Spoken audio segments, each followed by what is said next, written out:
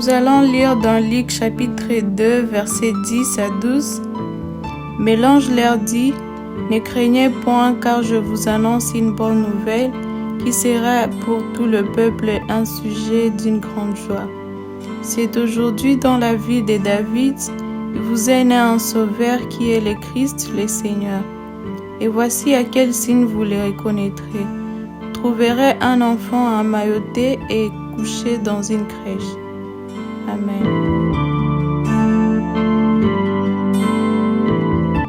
Salut à tous et bienvenue encore à notre session de prière avec GPS Connect. Nous sommes Global Prayer Service. Nous sommes là pour vous connecter dans l'orbite divine au travers des prières et intercessions. Et nous n'allons pas cesser de nous rappeler, si vous avez une requête de prière, un sujet de prière, envoyez-le nous. Ça va nous faire plaisir de prier pour vous. Comme vous le savez, nous sommes là pour prier pour vous et prier aussi avec vous. Et nous croyons que le Seigneur sera en train d'exaucer nos prières comme il a toujours fait. Et par la grâce de Dieu, cette session c'est la dernière pour cette année 2021 et nous croyons à la fidélité de Dieu qu'il va nous aider à traverser vers 2022 en bonne santé et surtout en étant en vie. Merci encore d'avoir accepté d'être dans la présence de Dieu pendant ces derniers moments de l'année 2021. Et ma prière est que le Seigneur puisse encore répondre à tes prières, à toutes les prières que tu vas faire au cours de l'année qui sera en train de venir.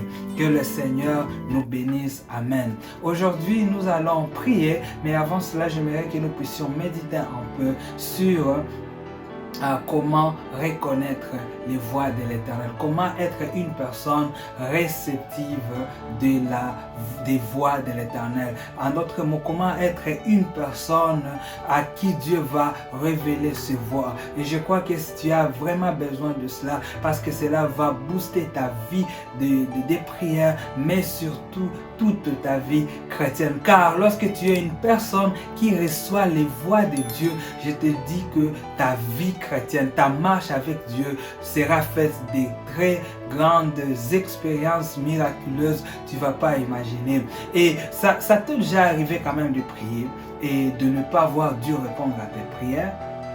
Je crois que la réponse pour nous tous c'est oui, parce que Dieu ne répond pas à toutes les prières, surtout celles que nous faisons pour satisfaire à nos besoins, comme le dit l'épître de Jacques. Mais j'ai une deuxième question pour nous. Ça nous est déjà arrivé une fois, vous avez prié, mais vous avez tendance à voir que Dieu n'a pas répondu. Pourtant, quelque part, peut-être Dieu a semblé faire quelque chose un peu similaire à ce que tu demandais, mais tu te rends compte que ce n'est pas ce que tu as demandé, et tu peux même conclure que Dieu n'a pas répondu à cette prière. Cela t'est-il déjà arrivé une fois? Si ça t'est déjà arrivé, ça va nous faire plaisir de voir tes commentaires. Tu peux commenter, tu peux nous écrire et nous partager ton expérience. Mais ça nous arrive tous de moments où nous avons prié, mais nous avons tendance à voir que Dieu n'a pas répondu. Tout simplement parce que la forme dans laquelle Dieu a répondu ne ressemble pas à la façon dont nous étions en train de nous attendre. Et vous voyez dans le texte, dans notre texte de base de Luc au chapitre 2 que nous avons vu, nous voyons les Juifs, ils attendaient un Messie. Ils attendaient un Messie, celui qui va venir les sauver. Et sûrement Dieu a répondu à leur prière. Mais je te dirais que même jusqu'aujourd'hui, les Israélites continuent à attendre le Messie. Ils ne savent même pas que le Messie est déjà arrivé. Pour eux, Dieu n'a pas encore répondu à cette prière. Pourquoi? Parce que la façon dont Dieu a répondu à cette prière d'envoyer un Messie, un sauveur, était différente de la façon dont les Israélites s'attendaient. Au verset 12 de notre texte, nous voyons ici le signe que Dieu donne aux bergers qui va leur permettre de reconnaître le Messie. Au verset 12, la Bible dit et voici à quel signe vous le reconnaîtrez. Vous trouverez un enfant emmailloté et couché dans une crèche. Mais Dieu, Soyons quand même sérieux. Nous sommes en train d'attendre un Messie qui va venir nous sauver de la servitude des Romains, nous sauver de cette colonisation peut-être. Et toi, tu nous parles d'un enfant. Et puis, un enfant qui n'est même pas né dans une maison royale, tu nous dis que c'est un enfant qui vient dans une crèche. Bien sûr que les Israélites s'attendaient à un géant, un général. La Bible dit que le Messie viendrait de la postérité de David. Et dire David, c'était le symbole d'un guerrier, d'un combattant, d'un roi qui était puissant. Et les Israélites s'attendaient à ce genre de personnes parce que être sous la colonisation des Romains, ce n'était pas facile. Il a fallu avoir une personne vraiment très peut-être un géant comme Goliath, une personne physiquement forte, peut-être avec beaucoup d'expérience dans le combat comme David pour les sauver. Et il s'attendait à cela. Mais Dieu les anges viennent avec une nouvelle selon quoi le Messie est finalement arrivé, mais vous allez le trouver, c'est un enfant. Seigneur, tu nous envoies un enfant. Imaginons ensemble en paix les sentiments de ces bergers-là et de tous les Juifs en général. Comment est-ce que peut-être qu'ils étaient frustrés? Comment est-ce qu'ils étaient déçus de voir que jusque-là, Dieu n'a jamais répondu à leurs prières. Même maintenant, là, les Juifs attendent le Messie. Et tout simplement parce qu'eux s'attendaient à un géant, Dieu est venu avec un enfant. Et ils s'attendaient peut-être à quelque chose à gauche, Dieu est venu avec quelque chose à droite. Et combien de fois cela ne nous arrive pas-t-il dans notre vie de prière où nous attendons Dieu à droite, il vient à gauche. Où nous attendons Dieu en avant, il vient en arrière. Le problème est que nous voulons que Dieu vienne à nous, que Dieu réponde à nous selon nos pensées. Nous faisons des prières du genre à dicter Dieu la façon dont il va nous répondre. Nous devons comprendre que c'est vraiment difficile, c'est vraiment compliqué que Dieu puisse répondre selon nos pensées parce que les pensées de Dieu sont différentes des pensées des hommes. Pas seulement différentes simplement par une simple différence, mais les pensées de Dieu sont insondables. Ésaïe chapitre 55. Dans Ésaïe 55 au verset 8, le Seigneur dit au verset 8 et 9, il dit « Car mes pensées ne sont pas vos pensées et vos voix ne sont pas mes voix. » Les voix de l'Éternel, les pensées de l'Éternel sont différentes de nos pensées, sont différentes de tes pensées. Et lorsque tu pries, tu attends Dieu de te répondre, de t'exaucer d'une certaine façon. Ça, ce n'est pas nécessaire, pas même nécessairement, ce ne sont pas les pensées de Dieu. Car lui-même, il dit que ses voix sont différentes des voix des hommes. Au verset 9, il dit ceci. Autant les cieux sont élevés au-dessus de la terre, autant mes voix sont élevées au-dessus de vos voix et mes pensées au-dessus de vos pensées. Autant les cieux sont élevés au-dessus de la terre. Tu connais la distance entre la terre et les cieux? Nous voyons le soleil, n'est-ce pas? Nous pouvons supposer que le ciel est au-dessus du soleil. Mais tu connais au moins la distance entre la terre et le soleil. Les scientifiques estiment ça à 147 millions de kilomètres. 147 millions de kilomètres. Déjà, une personne qui se trouve en France et une personne qui se trouve en Corée ont des pensées différentes parce qu'ils ne vivent pas dans un même environnement. Déjà, une personne qui se trouve en Afrique centrale et qui se trouve aux États-Unis, ils pensent différemment. Pourtant, ce sont quelques milliers de kilomètres. Alors, comment est-ce qu'un Dieu qui est à des millions de kilomètres peut avoir le même pensée que toi? Tu aimerais voir ce Dieu-là venir vers toi de la même façon que tes pensées sont en train de te dicter. C'est carrément impossible. Les pensées de Dieu ne sont pas les pensées des hommes. Paul renchérit cela dans Romains 11. Au verset 33, il est dit « Ô profondeur de la richesse, de la sagesse et de la science de Dieu, que ses jugements sont insondables. » Et ses voix sont incompréhensibles. Les voix de Dieu sont incompréhensibles. Nous ne pouvons pas les sonner avec notre cerveau. Et c'est ce que le juif vivait lors du Christmas, qui est la naissance de Jésus. Il s'attendait à Dieu, au Messie de leur façon, mais Dieu est venu dans une autre forme et cela a créé la confusion. C'est un peu comme l'histoire d'Israël lorsqu'il quittait l'Égypte. Il y avait sûrement un chemin qu'ils pouvaient prendre pour aller à Canaan sans passer par la mer Rouge. Mais Dieu les conduisit vers la mer Rouge. Pendant qu'il y avait une barrière, on peut se demander, mais pourquoi Dieu les a envoyés là-bas pendant qu'il y avait un autre chemin qu'ils pouvaient passer? Et peut-être même quand le peuple était en train de se lamenter contre Moïse, je pense que certains avaient même posé cette question. Mais ce que les Israélites ne savaient pas est que non seulement Dieu voulait le faire vivre en miracle, mais que ce miracle devrait produire la crainte dans les royaumes voisinants parce que Israël devrait passer en paix. Et faire la conquête de Canaan facilement, parce que lorsque ton ennemi est déjà peureux, là tu as déjà beaucoup de chances de gagner la bataille.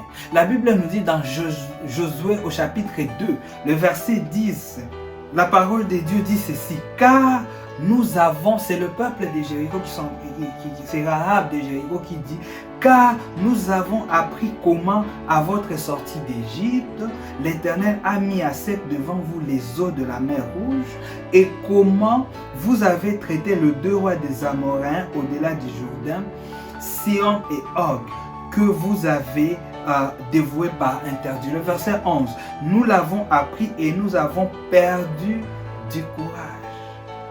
Et tous nos esprits sont abattus à notre aspect. Car c'est l'Éternel votre Dieu qui est Dieu en haut dans les cieux et en bas sur la terre. Vous voyez, le Seigneur a fait passer les Israélites vers la mer Rouge. Il a séparé la mer Rouge pour que les royaumes que les Israélites devraient conquérir puissent avoir la peur, puissent les craindre.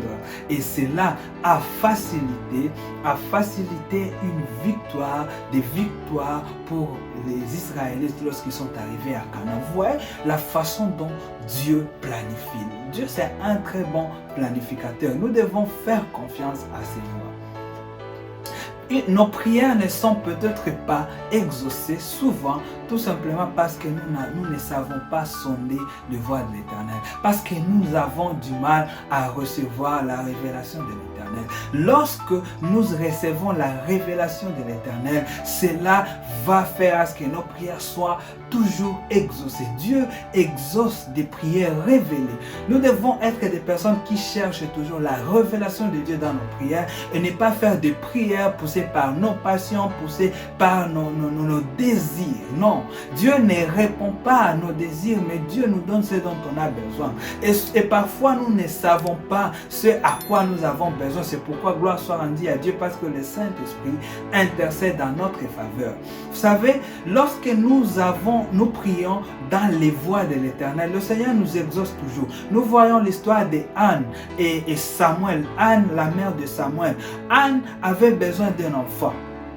Mais Dieu avait besoin d'un sacrificateur. Lorsque Anne, après avoir fait beaucoup d'années dans la stérilité, il priait sûrement toutes ces années. Mais un jour, Anne a fait une prière, mais une prière qui se retrouve dans la voie de l'Éternel. Qu'est-ce que Anne dit? Il dit: Seigneur, si tu me donnes un enfant mâle, un enfant garçon, je vais te le donner et il te servira dans le temple. Là, Dieu s'est retrouvé parce que Dieu était déjà fatigué avec les péchés des enfants d'Élie et il voulait un remplaçant. Et Anne se présente, il dit: Seigneur, si tu me donnes un enfant, je vais te le donner comme sacrificateur. Et cette prière a été exaucée tout simplement parce que Anne a prié selon le voie de l'Éternel. Bien-aimés, nous devons être des personnes qui prient dans les voies de l'Éternel, qui prient selon la révélation de l'Éternel. Alors, comment être une personne qui va recevoir le voix de l'Éternel, qui va sonder le voix de l'Éternel. Je nous ai dit que nous ne pouvons pas comprendre les voix de l'Éternel, sauf si le Seigneur décide de nous révéler cela. Et Dieu ne révèle pas ses voix à n'importe qui, non. Dieu ne se révèle pas à tout le monde, non. Dieu se révèle à des personnes particulières. Et ce n'est pas le prophète, ce n'est pas le pasteur, ce n'est pas, je ne sais pas, tes responsables, non. Tout le monde peut être réceptif à la révélation de Dieu. Si et seulement si tu te conformes aux qualités, ou je ne sais pas, aux conditions ou aux choses même que Dieu a prescrites pour être une personne réceptive, je ne sais pas, récepteuse, bon, anyway, une personne qui peut recevoir la révélation de Dieu. Alors, quelle est cette personne à qui Dieu révèle? Dieu se révèle, à qui Dieu révèle ses voix. Ma prière est que tu sois cette personne au cours de l'année qui est en train de venir et pour que tes prières soient efficaces et que l'exaucement de Dieu soit quelque chose d'ordinaire dans ta vie. Alors, voyons ensemble à la lumière des Écritures avant de prier, quelle est la personne à qui Dieu se révèle? Quelle est la personne à qui Dieu révèle ses voix? Premièrement, Dieu révèle ses voix à ses enfants. Lorsque une personne n'est pas un enfant de Dieu, c'est vraiment difficile que le Seigneur révèle ses voix à cette personne, que le Seigneur se révèle à la personne. Et la parole de Dieu nous montre comment est-ce que nous pouvons devenir enfants de Dieu. Dans Jean chapitre 1 verset 12, la Bible dit: mais à tous ceux qui l'ont reçu, c'est-à-dire à tous ceux qui ont reçu Jésus-Christ dans leur vie, à ceux qui croient en son nom, il a donné le pouvoir de devenir enfants de Dieu. Lorsque nous devenons enfants de Dieu, là le Seigneur peut se révéler à nous. Ça ne suffit pas seulement d'être une personne qui a déjà entendu parler de Jésus, entendu parler de Dieu. Non, nous devons entrer dans la famille de Jésus. Car Dieu a tant aimé le monde, il a donné son Fils pour que ce Fils puisse nous sauver, pour que nous ne périssions pas, mais que nous puissions avoir la vie éternelle. Et cela se passe que lorsque nous recevons Jésus-Christ dans notre vie comme Seigneur et Sauveur. Et là, nous devenons enfants de Dieu. Et c'est que Romains au chapitre 8 est en train de nous dire.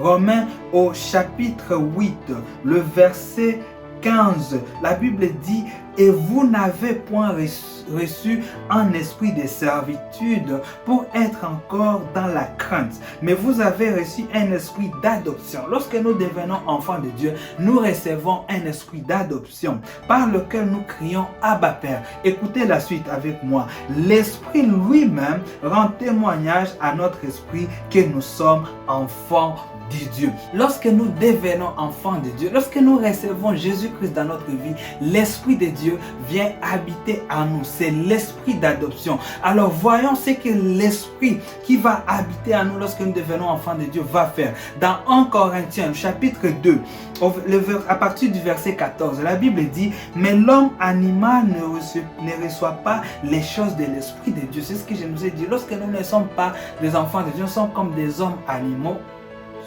Et l'homme animal ne reçoit pas la pensée de Dieu, ne reçoit pas la révélation de Dieu. Il continue en disant: car elles sont une folie pour lui et il ne peut les connaître parce que c'est spirituellement qu'on en juge.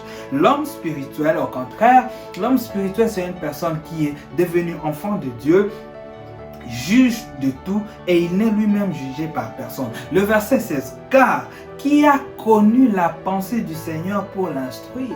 Qui a connu la pensée de Dieu? Qui a connu la voix de l'Éternel? Qui a reçu la révélation de Dieu? Or, nous avons la pensée de Christ. Or, nous avons la pensée de Christ en nous. Et cette pensée de Christ, c'est la révélation de Dieu. Lorsque le Saint-Esprit habite en nous, lorsque nous devenons enfants de Dieu, Dieu se révèle à nous.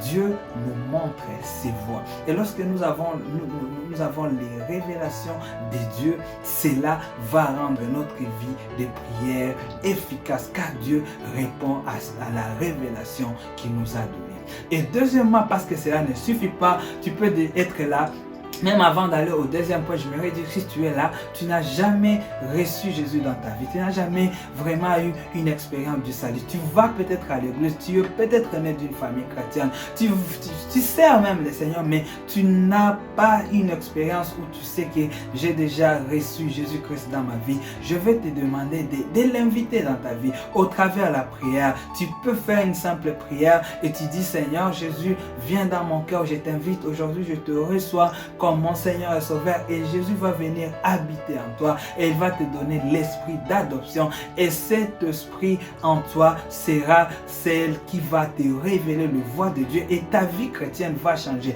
La stagnation que tu vis maintenant dans ta marche avec Dieu, c'est peut-être que parce que tu n'as jamais connu le salut, et je te dis de ne pas laisser ce temps passer sans que tu fasses la prière pour inviter Jésus dans ta vie. Et cela ne suffit pas. Simplement, tu peux dire, je suis déjà enfant de Dieu, mais pourquoi je ne reçois pas le voie de l'Éternel? Deuxième condition. La deuxième chose pour recevoir, pour être une personne réceptive de la voix de Dieu, de la révélation de Dieu, il faut marcher dans la justice. Nous devons marcher dans la justice. Vous savez, à l'époque de Jésus, lorsque Jésus est né, comme nous avons vu, les Juifs n'ont pas cru.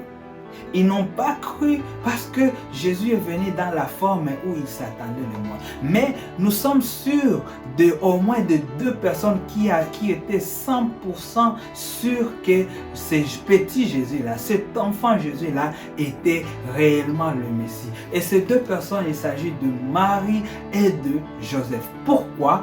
Parce que Dieu s'est révélé à eux. Lorsqu'il y a une conception de Jésus, Dieu s'est révélé à Marie, Dieu s'est révélé à Joseph.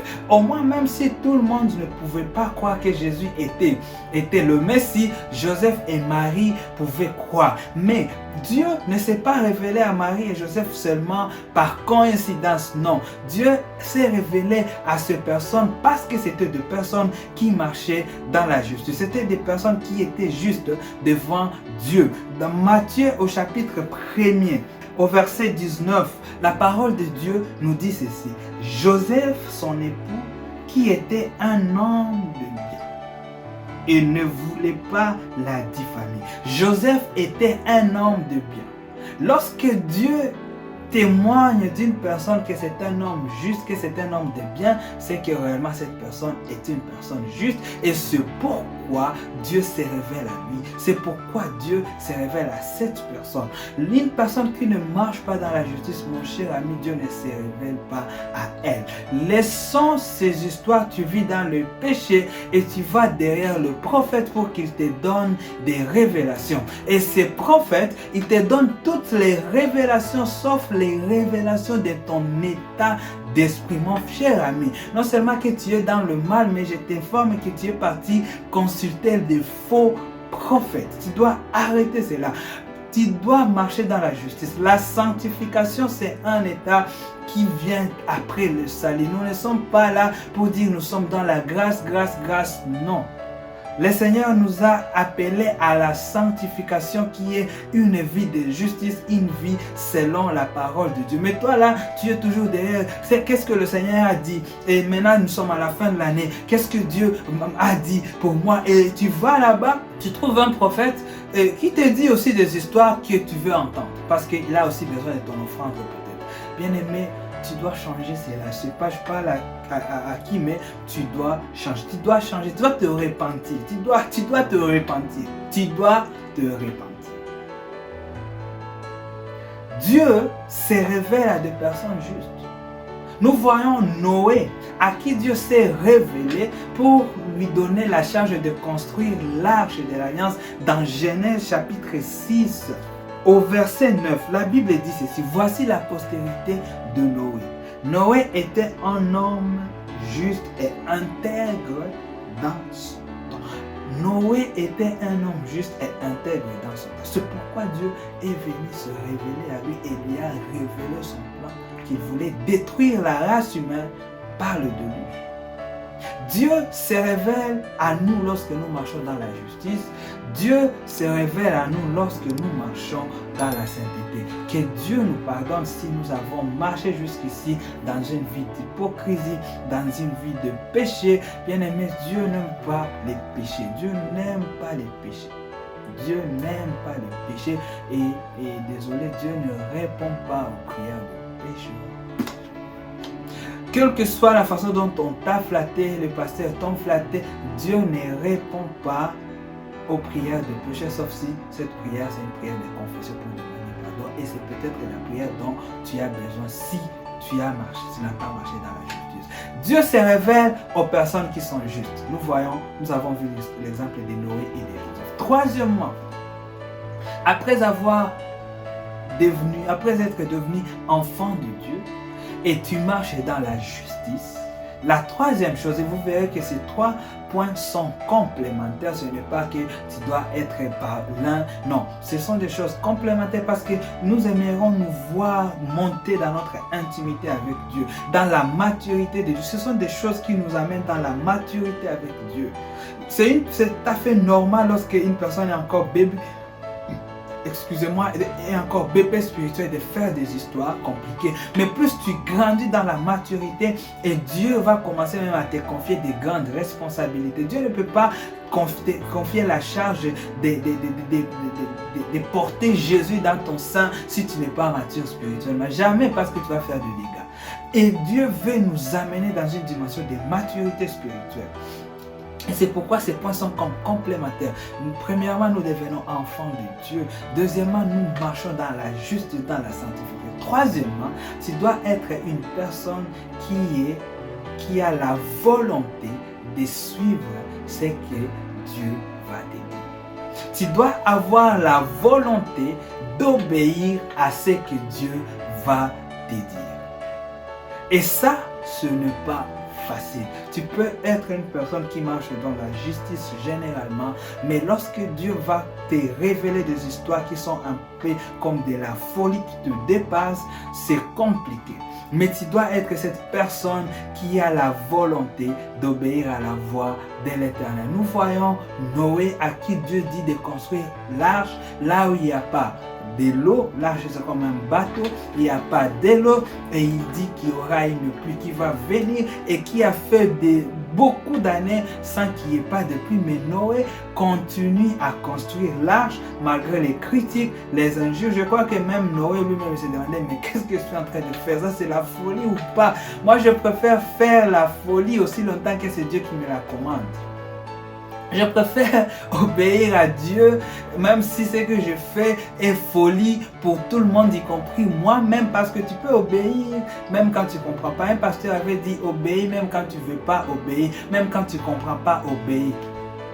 Obéir à Dieu.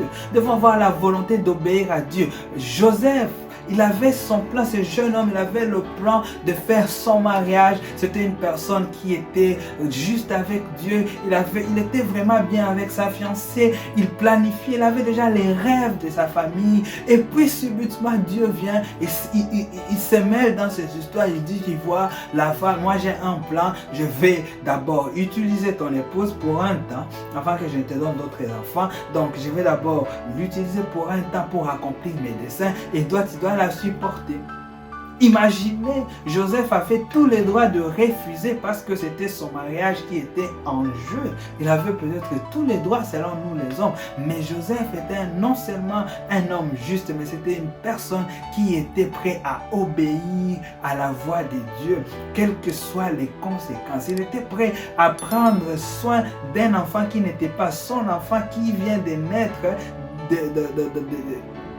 du sein de sa femme. Ce n'est pas facile, c'est une folie. Qu'est-ce que la famille de Joseph pouvait lui dire? La société, mais t'es fou là, ta femme là, là un enfant qui ne t'appartient pas. Et puis bon, mais Joseph a obéi à la parole de Dieu. Nous devons avoir la volonté d'obéir à la parole de Dieu.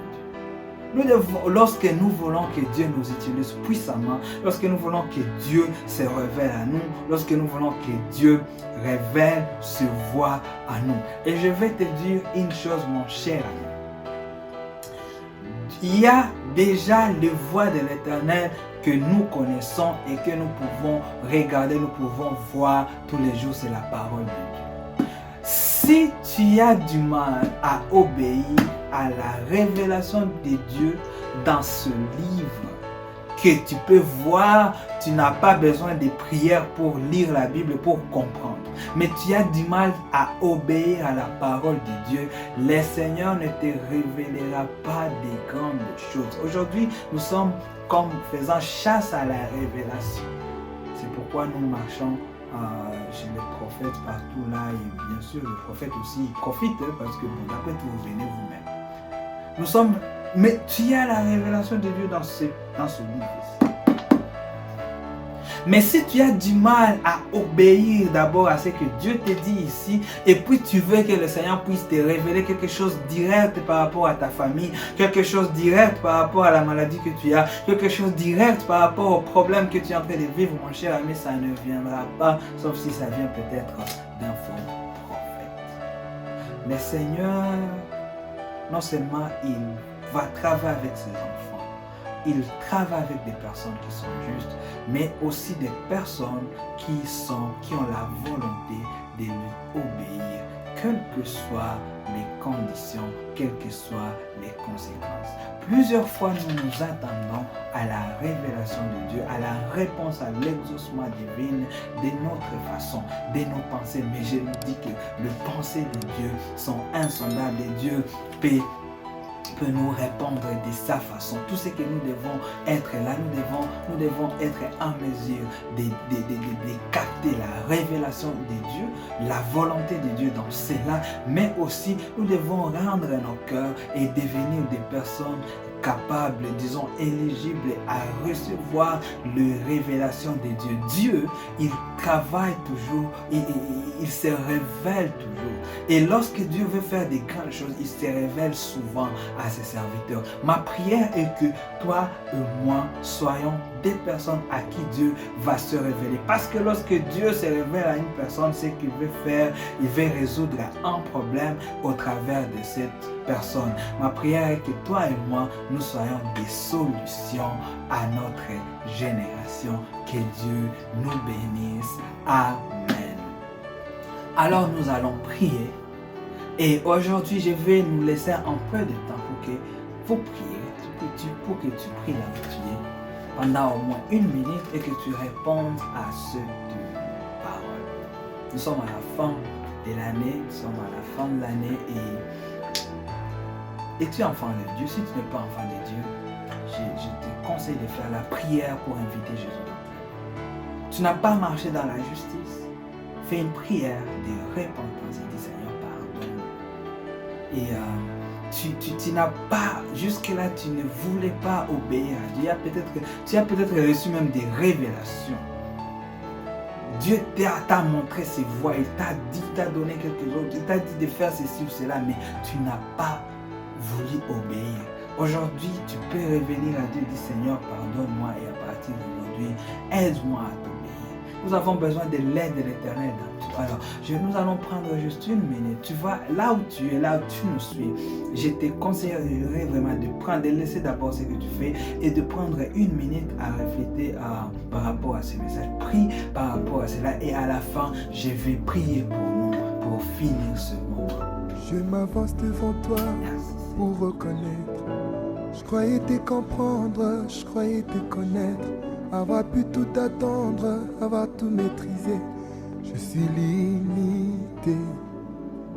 Je t'attendais au nord quand tu es venu du sud. Je t'attendais à l'est quand tu es venu de l'ouest. Je m'avance devant toi et j'avoue mes faiblesses. Je suis limité. Personne ne peut te connaître si tu ne te révèles, si tu ne te révèles. Personne ne peut te trouver si tu ne te laisses pas trouver. Yeah, au choix. Bien-aimé, je vais prier pour nous. Père Père des grâces, nous te disons merci pour cette session. Nous te disons merci pour ce moment de prière qui est la dernière pour cette année 2021. Depuis janvier 2021 jusqu'en décembre, Seigneur, tu as été fidèle à ta parole. Nous te remercions.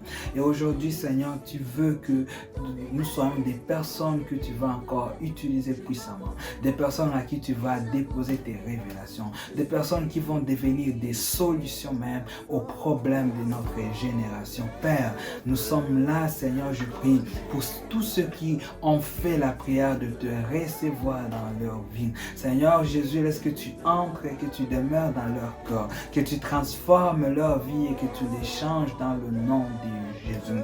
Éternel, nous prions pour que tu nous pardonnes de n'avoir pas été juste devant toi, de n'avoir pas marché dans la sanctification tout au long de cette année, oh Dieu. Nous n'avons pas, oh Éternel, honoré ton nom. Nous n'avons pas été des personnes de bien. Nous n'avons pas, oh Éternel, marché dans la justice. Père, laisse que tu nous pardonnes. Nous venons confesser cela devant toi aujourd'hui.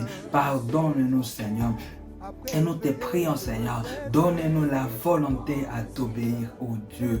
Donne-nous la volonté à obéir à ta voix, même quand cela peut nous dépasser, même quand cela peut être complètement contraire à ce que nous nous attendons. Seigneur, donne-nous le courage de t'obéir. Donne-nous la force de t'obéir. Donne-nous la volonté, Seigneur, d'obéir à tes voix, Seigneur. D'abord à obéir à ta parole que tu nous donnes au travers la Bible et d'obéir à toutes les fois, Seigneur, que tu nous donneras des instructions, toutes les fois que tu nous appelleras et nous donneras des charges à faire. Éternel, laisse que tu fasses de nous tous et de tous ceux qui sont connectés à ce programme des personnes solutions à leur environnement, solutions dans leur famille, solutions dans leurs églises, solutions dans leur génération. Oui, Éternel, tu as été une solution à travers Noé, tu as été une solution à travers Joseph et Marie lorsque tu es venu sur cette terre. Laisse que nous soyons aussi des solutions, des personnes au travers lesquelles, Seigneur, tu vas passer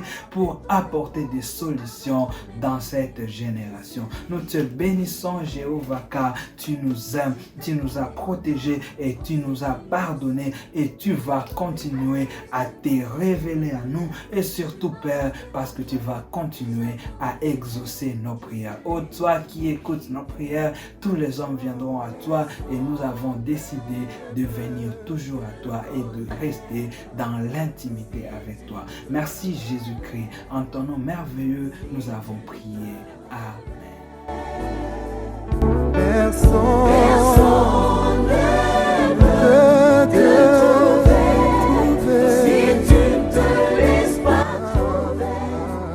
Merci et que les Seigneur vous bénisse. Nous croyons que ces moments ont été des moments vraiment bénéfique pour nous tous et ma prière est que le Seigneur fasse de toi vraiment des personnes solutions dans ta famille, dans ton école, dans ton université, dans ton travail, dans ton environnement, dans ta ville, pourquoi pas, dans ton pays. Que Dieu vous bénisse. Nous allons continuer nos programmes réguliers dans tous les jeudis sur YouTube et tous les samedis sur Facebook.